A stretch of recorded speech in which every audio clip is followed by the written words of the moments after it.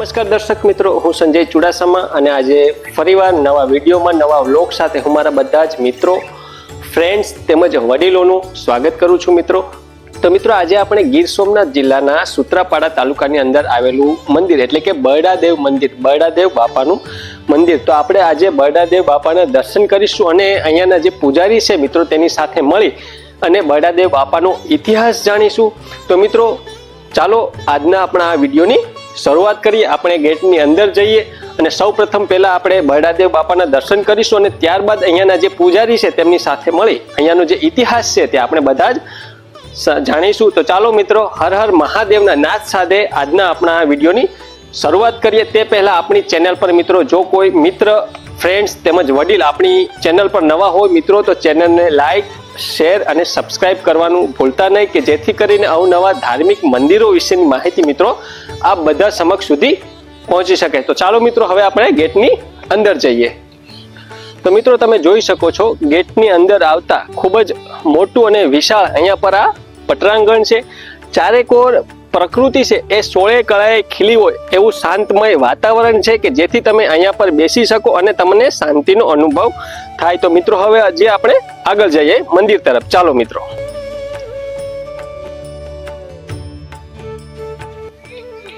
તો મિત્રો તમે જોઈ શકો છો અહીંયા પર આ છે, આ જે પીળા કલરના પ્લાસ્ટિકથી જે વીંટળેલો છે તે રામદેવ પીર બાપાનો મિત્રો સ્તંભ છે. કહેવાય છે કે 2009 અને 2012 ની અંદર અહીંયા પર જે આ બરડાદેવ બાપાનું મંદિર છે અહીંયા પર રામદેવ પીર બાપાનો મોટો બધી છે તે મતલબ મંડપ ભરાણો હતો અને લાખોની સંખ્યામાં, હજારોની સંખ્યામાં મિત્રો દર્શનાર્થીઓ આવ્યા હતા. તમે જોઈ શકો છો. તો મિત્રો હવે આપણે ફાઇનલી પહોંચી ગયા છીએ. તમે જોઈ શકો છો અહીંયાથી છે આપણે બરડાદેવ બાપાના મંદિર તરફ આગળ વધીએ છીએ. તો મિત્રો આ એ મીંડું છે કે જે મંદિરનું છે અને આશરે મિત્રો 1200 વર્ષથી તે નીચી છે. દિલીપ બાપુના કહેવા પ્રમાણે મિત્રો આ મીંડું છે એ દિવસ આથમી જતા નીચે દળદળતું નીચે પડી ગયું અને ત્યારથી મિત્રો આ મીંડાને અહીંયા પર રાખવામાં આવ્યું છે. તો મિત્રો ફાઇનલી આપણે બરડાદેવ બાપાના મંદિરે પહોંચી ગયા છે અને હવે આપણે બધા જ દર્શનાર્થીઓ છે એ બરડાદેવ બાપાના મિત્રો દર્શન કરીશું. તો ચાલો મિત્રો આગળ. મિત્રો તમે જોઈ શકો છો મંદિરની અંદર આ એક રાપડો છે અને રાપડામાં અહીંયા પર આ દર છે કે જ્યાંથી નાગ બાપા છે તે આવે છે અને જાય છે. અહીંયા પર આ દૂધનો મિત્રો વાટકો પણ છે કે જે નાગ બાપા છે એ આવે અને પી છે મિત્રો.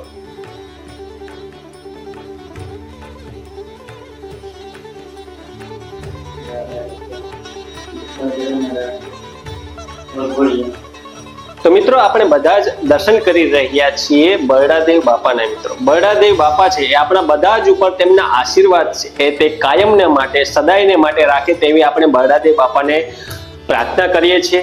જય બરડાદેવ બાપા.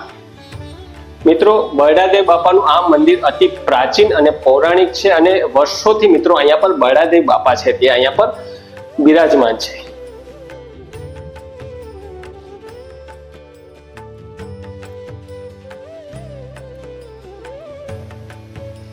તો મિત્રો આપણે બધાએ જ બરડાદેવ બાપાના સુંદર મજાના દર્શન કર્યા, બરડાદેવ બાપાના આશીર્વાદ મેળવ્યા. તો હવે આપણે બધા જ અહીંયાના જે પૂજારી છે તેમને મળીશું અને તેમની પાસેથી મિત્રો બરડાદેવ બાપાનો વર્ષો જૂનો પૌરાણિક અને અતિ પ્રાચીન ઇતિહાસ છે મિત્રો તે આપણે જાણીશું. તો ચાલો મિત્રો હવે આપણે પૂજારીજીની મુલાકાત લઈએ. તો મિત્રો આપણી સાથે સૂત્રાપાડા તાલુકાની અંદર આવેલું બરડાદેવ બાપાનું મંદિર ના અહીંયાના જે પૂજારી છે દિલીપ બાપુ તે આપણી સાથે જોડાયા છે અને તે બરડાદેવ બાપાનો સંપૂર્ણ ઇતિહાસ આપણે જણાવશે. તેમજ મિત્રો દર વર્ષે અહીંયા પર જે બધા બરડાદેવ બાપાની તિથિ ઉજવાય છે તેમજ જે પણ કાર્યક્રમો યોજાય છે તેના વિશેની પણ માહિતી આપશે. તો દિલીપ બાપુ અમારા બધા જ દર્શનાર્થીઓને બરડાદેવ બાપાનો જે ઇતિહાસ છે તે જણાવો. બરડાદેવ બાપાનો આ પેલા બૈડો કાદો કહેવાતો ને છોકરાઓ અહીંયા બધા માલ ઢોર લઈને આવતા ચરાવવા.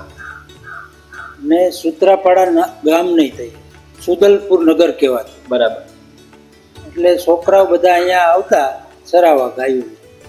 તો એ બધા ગામમાં જે દાખલા ને એવું બધું થતું, એટલે એ બધા અહીંયા જોતા છોકરા. પછી એને એમ થયું કે આપણે અહીંયા બેડે ખાતે રમીએ. બરાબર. તો કુંભારનો છોકરો હતો એ બોકડો બન્યો, રજપૂતનો છોકરો હતો એ ભોવો બન્યો, 2-3 છોકરા બીજા કોળીના અને 2-3 છોકરા બીજા હતા.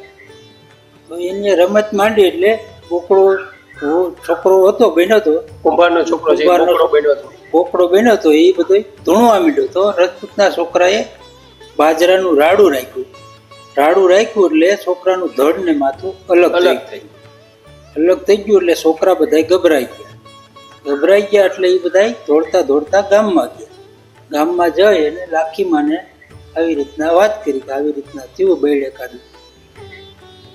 એટલે લાખીમાં રડતા પછી અહીંયા બેડે કાઢે આવીને બહુ રુદન કરવા માંડ્યા. એટલે રાપડામાંથી અવાજ આવ્યો કે મારે બૈડે કાદે કલંક લાગ્યું. બરાબર. મારું 1 દિવસમાં મંદિર બનાવી દે તો તારા દીકરાને સજીવન કરી દઉં. પણ માળી કે મારે એકલે પેંડેવું, મારે 1 દિવસમાં મંદિર કેમ બનાવવું. પછી ગામવાળાએ એને બધો સપોર્ટ કર્યો એટલે તો એની અવધિ માગી, બળાદેવ બાપા પાસેથી અવધિ માગી. પછી સફેદ લુગડું છોકરાને ધડ ને માથું ભેગું કરી સફેદ લુગડું ઢાંકી દીધું. એટલે બૈડાદેવ બાપા રાપડામાંથી બાયણે આવી, આટો મારી અને પાછા રાપડામાં હમાઈ ગયો. એટલે છોકરો આળા મંડીને બેઠો થયો. એટલે પછી બધા ગામમાં ગયા ને અવધિ માગી હતી એ પ્રમાણે બધું કાકરો ને એ બધું ભેગું કરીને પછી અહીંયા બૈડે કાદે આવ્યા. એટલે મંદિર ચાલુ કર્યું સવારમાં. બધા મંદિર ગામના લોકોએ અવધિ માંગી હતી એ દિવસે સવારમાંથી મંદિર બનાવવાનું ચાલુ કર્યું મંદિર. એટલે પછી મીંડું ચડાવતા હતા કે દી આથમી ગયું એટલે મીંડું દળતું હેઠું આવ્યું એટલે છોકરાનું ધડ ને માથું અલગ થઈ ગયું. અલગ થઈ ગયું એટલે લાખીમાં પાછા રુદન કરવા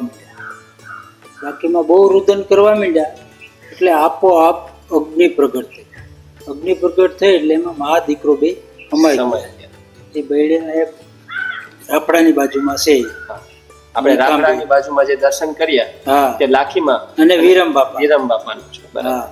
પછી પેલા કનોજિયા રાઠોડ કહેવાતા. બરાબર. દેવળ બનાવ્યું, ત્યાંથી દેવળિયા થયા. એને પેલે દીકરે 15 કિલો મગ સાથે અહીં ખીચડી બનાવવાની. પેલે દીકરે કોઈ પણ હોય મતલબ નહીં, દેવળિયામાં જ બરાબર. પ્રજાપતિ દેવળિયા હોય ને એમાં પેલે દીકરે 15 કિલો મગ સાથે ખીચડી માનતા ને છોકરાના બાલ મુવારા અહીંયા ઉતારવા પડે. બરાબર. પછી મહિનામાં પાયસમ પ્રજાપતિ દેવળિયા ભાઈનું અહીંયા હવન થાય છે. પછી જેઠ મહિનામાં પાયસમ સોમપરા બ્રાહ્મણ એનો પણ અહીંયા હવન થાય છે. સોમપરા બ્રાહ્મણના ઈષ્ટદેવ છે નાગબાપા. બરાબર. એને પેલે દીકરે અહીંયા બાલ મુવારા અહીંયા ઉતરે. પછી નાગ પાંચમ ને દી અહીંયા આખું ગામ હજારો માણસો દર્શન કરવા આવે. નાગ પાંચમ ને દી એને દૂધ ચડાવવા માટે આવે છે. નાગ પાંચમ ને દી હજારો માણસો દર્શન લાભ લે છે. બીજું બાપુ, આ જે નાના ઘોડિયા અહીંયા પણ રાખેલા છે, આ શેના માટે બધા દર્શનાર્થીઓ લાવે છે બાપુ? આના વિશે જરાક જણાવજો ને. આ છે ને ગામની દીકરી કોઈ પણ વર્ણની ગમે ત્યાં હારે હોય એને પેલે દીકરી અહીંયા કર કરવા આવવું પડે. બરાબર. એટલે એના માટે આ પારણા લાવે. એટલે જે ગામની દીકરી લગ્ન કરીને ગઈ હોય બીજે ઘરે અને લગ્ન એમની ઘરે દીકરી અથવા દીકરો આવે તો તેમને કર કરવા અહીંયા પર આવવું પડે અને તે એક આ પારણું લઈ અને બળાદેવ બાપાના મંદિરે આવે છે. પછી 100 શ્રીફળ, 1 શેર તલ, 1 શેર કાંગ, 1 શેર ચોખા, બરાબર, ગોળ ને ઘી, સિંદૂર ને બધું લાવવું. બરાબર. ને બાપુ, બળાદેવ બાપાની માનતામાં શું જવારવામાં આવે છે?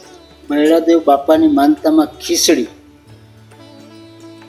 ચોખા હોય ને ચોખા એ જવારવામાં આવે છે. બરાબર. પછી તલવટી કરે છે. તલવટ. અને બાપુ, બીજા કોઈ દર્શનાર્થી છે કે જે આપણો આ વિડીયો નિહાળી રહ્યા હોય અને એમને અહીંયા પર દર્શન કરવા આવવું હોય તો આ બાજુ આપણે સોમનાથ જિલ્લો, બરાબર, સોમનાથથી કેટલું દૂર થાય, આ બાજુ કોડીનાર અથવા તો ઉના કેટલું દૂર થાય તે પણ દર્શનાર્થીઓને જણાવો. આપણે સોમનાથથી 16 કિલોમીટર થાય અને કોડીનારથી 35-40 કિલોમીટર જેવું બરાબર. થાય. સૂત્રાપાડામાંથી 2 કિલોમીટર, સૂત્રાપાડા બસ સ્ટેન્ડથી અહીંયા મંદિરે આવવા માટે 2 કિલોમીટર થાય.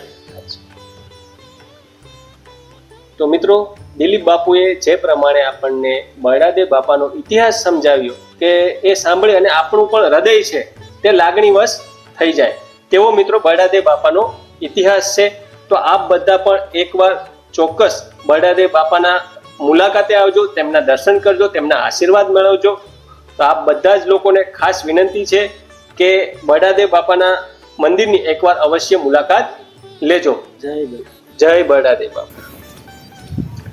તો મિત્રો, આપણે ખૂબ જ સુંદર મજાના બરડાદેવ બાપાના દર્શન કરીએ અને સાથે સાથે અહીંયાના જે પૂજારી છે દિલીપ બાપુ, તેમણે ખૂબ જ અતિ પ્રાચીન અને અતિ પૌરાણિક જે બરડાદેવ બાપાનો ઇતિહાસ હતો તે આપણા બધા સમક્ષ રજૂ કર્યો. તો આપણે તેમનો પણ આભાર માનીએ મિત્રો. અને આ વિડીયો આપ બધા જ દર્શનાર્થીઓને કેવો લાગ્યો મિત્રો, તો એકવાર જરૂરથી કમેન્ટ બોક્સમાં જણાવજો. વિડીયોને લાઇક કરજો, શેર કરજો અને મિત્રો પ્લીઝ સબસ્ક્રાઈબ કરજો કે જેથી કરીને અવનવા મંદિર વિશેની માહિતી આપ બધા સુધી પહોંચી શકે મિત્રો. નવા વિડીયો સાથે ફરી મળીશું, ત્યાં સુધી આપ બધા જ મિત્રોને જય માતાજી મિત્રો.